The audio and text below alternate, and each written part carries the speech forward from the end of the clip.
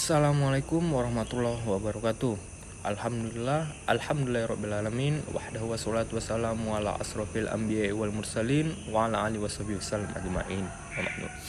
Mungkin langsung saja di sini saya akan membuat video tentang tugas akhir persaingan usaha, yakni tentang monopoli. Sebelum dilanjutkan video ini, izinkan saya memperkenalkan diri saya sendiri.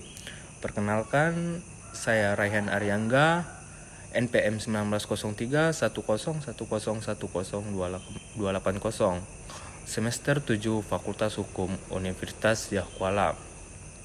Adapun dosen pengampu saya tidak lain yaitu Ibu Dr. Sri Walni Rahayu, SH, MHum, CMC. Oke, mungkin langsung saja. Apa itu monopoli? Kata monopoli itu sendiri berasal dari bahasa Yunani yang berasal dari kata kaya monos, yaitu seperti sendiri, serta polein yang artinya ialah penjual. Dari akar kata monopoli tersebut, istilah monopoli pun dapat didefinisikan sebagai suatu kondisi di mana hanya ada satu penjual yang memasok ataupun menawarkan suatu barang maupun jasa-jasa tertentu. Istilah monopoli ini juga dapat diartikan sebagai keadaan di mana suatu bisnis dikuasai hanya oleh satu perusahaan atau pasar saja, dan perusahaan atau pasar tersebut tidak memiliki pesaing. Pada umumnya, produk maupun jasa yang berasal dari perusahaan monopoli merupakan produk yang menjadi salah satu kebutuhan yang banyak dibutuhkan oleh masyarakat pada umumnya. Menurut Kamus Besar Bahasa Indonesia atau yang sering kita dengar yaitu KBBI, pengertian monopoli didefinisikan sebagai pengadaan barang dagangan tertentu, baik itu di pasar lokal maupun nasional, dan sekurang-kurangnya sepertiga dari pasar tersebut dikuasai oleh orang maupun suatu kelompok, sehingga harga dari barang dapat dikendalikan.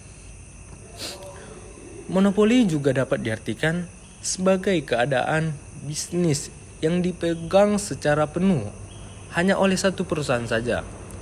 Hal tersebut dapat terjadi karena apa? Karena hanya perusahaan tersebutlah yang memiliki pelayanan yang dibutuhkan oleh banyak orang, sehingga menjadikan perusahaan tersebut tidak memiliki kompetitor lainnya.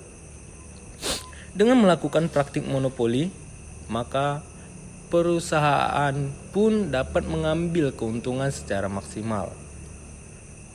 Pasar monopoli sendiri adalah salah satu dari bentuk interaksi antara permintaan dan penawaran yang bercirikan hanya ada satu produsen atau produsen tunggal yang menghadapi banyak konsumen atau banyak pembeli.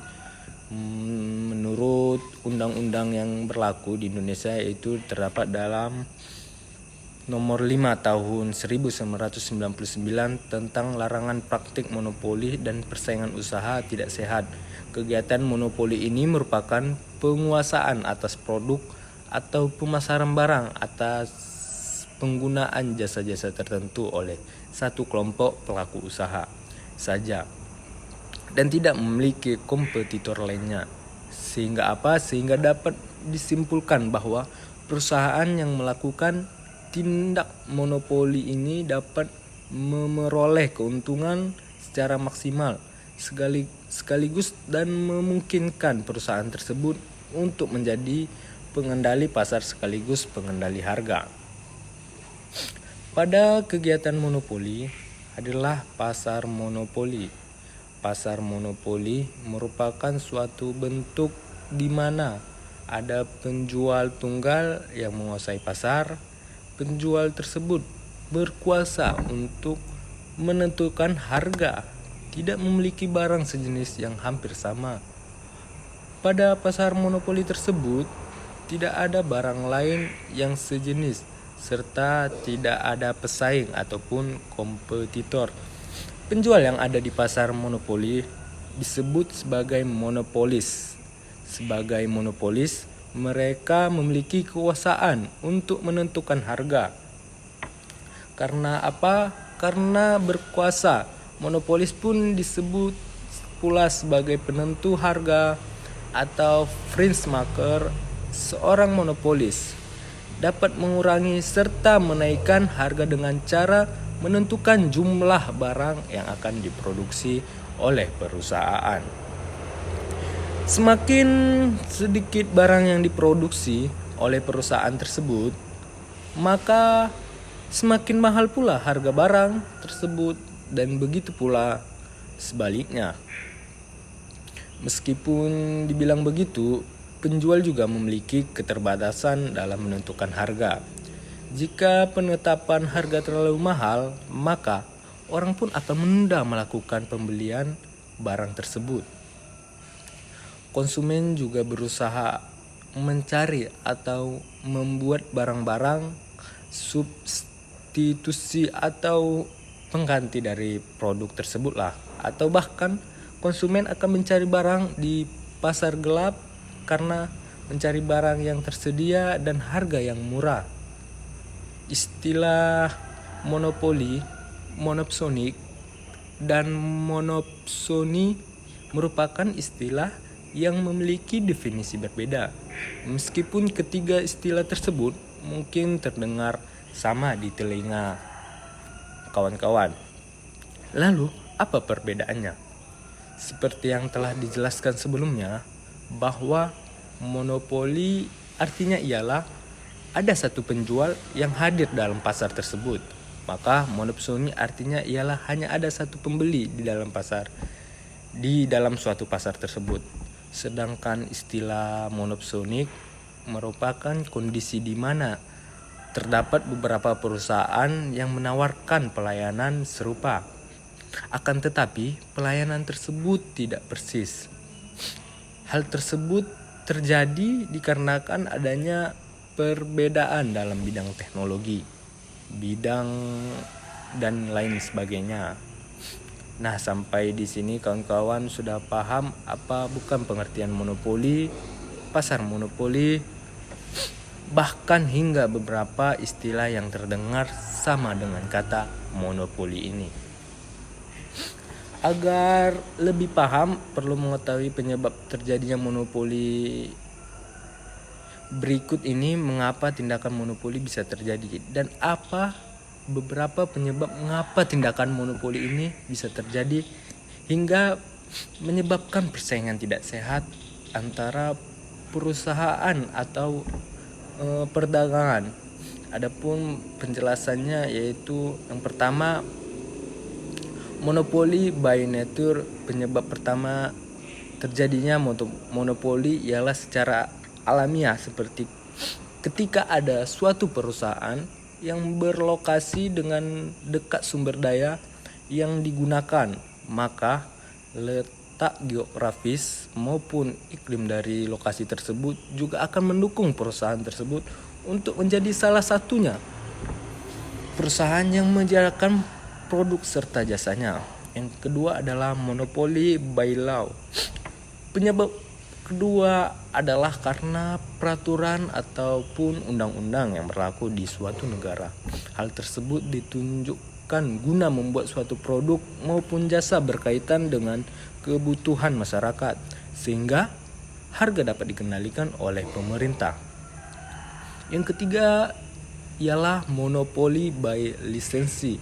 Penyebab yang ketiga ini adanya kegiatan monopoli ialah karena suatu perusahaan memiliki hak paten atas kekayaan intelektual yang dimiliki perusahaan tersebut. Contohnya seperti perusahaan Microsoft dan Google. Adapun ciri-ciri monopoli tidak lain dari pengertian di atas, maka ada beberapa karakteristik atau ciri umum untuk mengidentifikasi perusahaan monopoli. Berikut saya akan menjelaskannya. Yang pertama, hanya terdapat satu pemasok atau satu perusahaan saja. Ciri pertama ini tentu adalah ciri dari monopoli yang paling mudah diidentifikasi. Ketika suatu perusahaan melakukan monopoli, maka perusahaan tersebut akan menjadi satu-satunya pemasok. barang atau produk yang dibutuhkan oleh masyarakat. Artinya gimana kawan-kawan? Artinya perusahaan tersebut menguasai sumber daya sepenuhnya, sehingga hanya perusahaan tersebut sajalah yang mampu membuat produk ataupun barang tersebut. Yang kedua ialah tidak ada barang pengganti ataupun substitusi karena tidak ada pemasok atau perusahaan lain. Maka konsumen pun tidak memiliki alternatif barang lain ketika suatu barang kosong. Sehingga tidak ada barang pengganti atau substitusi yang dapat dipilih oleh konsumen. Yang ketiga yaitu Franz Macker. Seperti yang telah dijelaskan sebelumnya bahwa perusahaan yang melakukan kegiatan monopoli mendapatkan keuntungan yang besar dari hasil kewenangan yang mereka miliki, yaitu dapat bebas menentukan harga dari suatu produk dan menentukan harga dengan bebas. Sehingga ciri dari ketiga dari monopoli itu ialah Franz Macker atau pembuat harga. Yang keempat terdapat yaitu calon pendatang baru. Akan kesulitan untuk memasuki pasar. Ciri keempat ini dari monopoli ini ialah para pendatang baru itu yang akan memasuki suatu pasar akan memenuhi banyak hambatan atau halangan. Hal tersebut dikarenakan ketika ketiga ciri dari monopoli sebelumnya, yaitu perusahaan dapat bebas menentukan harga produknya sendiri serta konsumen pun telah terbiasa untuk tidak memiliki pilihan, tetapi kecuali membeli produk atau jasa yang dijual oleh perusahaan tersebut. Yang kelima yaitu memiliki sedikit anggaran iklan perusahaan yang melakukan monopoli. Pada umumnya memiliki anggaran dalam pemasaran dan beriklan yang relatif kecil. Yang keenam yaitu menimbulkan ketidakadilan praktek monopoli yang terjadi. Dapat menimbulkan ketidakadilan serta kerugian bagi masyarakat.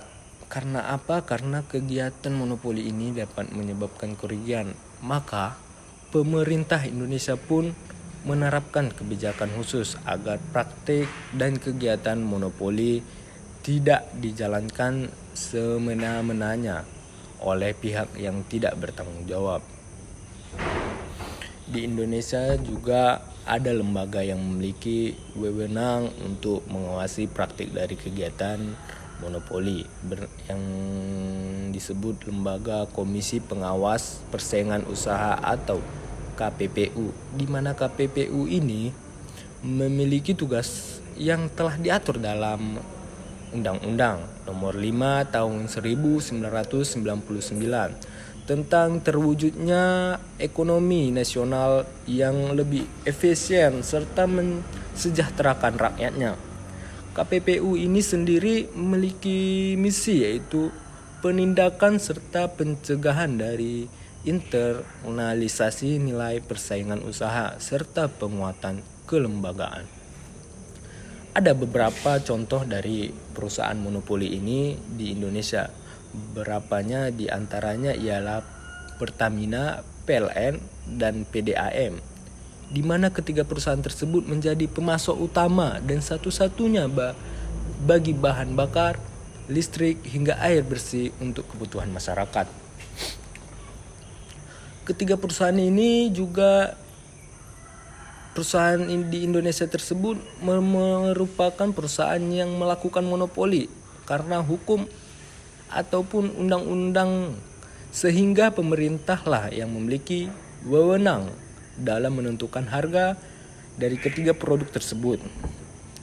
Selain di Indonesia, tentu saja pasar monopoli ini juga terjadi di luar negeri. Contohnya dari perusahaan luar negeri yang melakukan monopoli tidak lain ialah Google sendiri, Microsoft dan Facebook.